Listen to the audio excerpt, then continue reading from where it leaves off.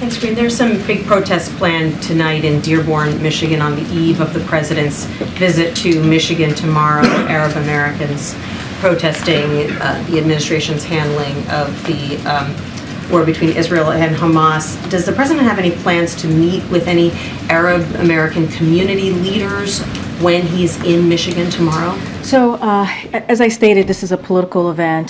The campaign certainly can speak to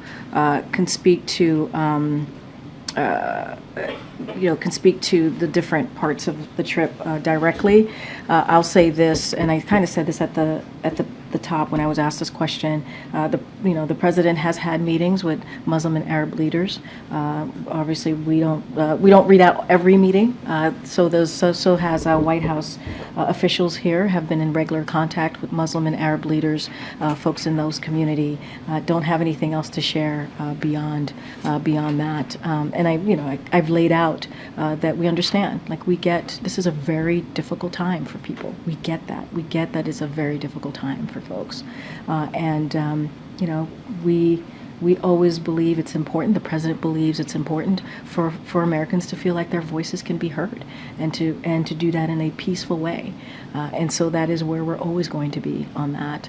I laid out just moments ago, like how heartbreaking it has been to see Palestinians, innocent Palestinians, have been caught up in the middle of what we're seeing between obviously Israel and Hamas, and so we're going to continue to push for these humanitarian pauses to make sure hostages come home to their loved ones and families, and get that all very important needed humanitarian aid into Gaza. Does the president believe he may alienate Arab Americans with his policy? And is he willing to sustain that kind of difficulty because he believes in his view about Israel's right to defend itself? Is that a cost of this war that he's willing to sustain? Look, when the president thinks about things, it's not about the politics, right? It truly isn't. It is, and we always do this, right? We do a step back about what happened on October 7th.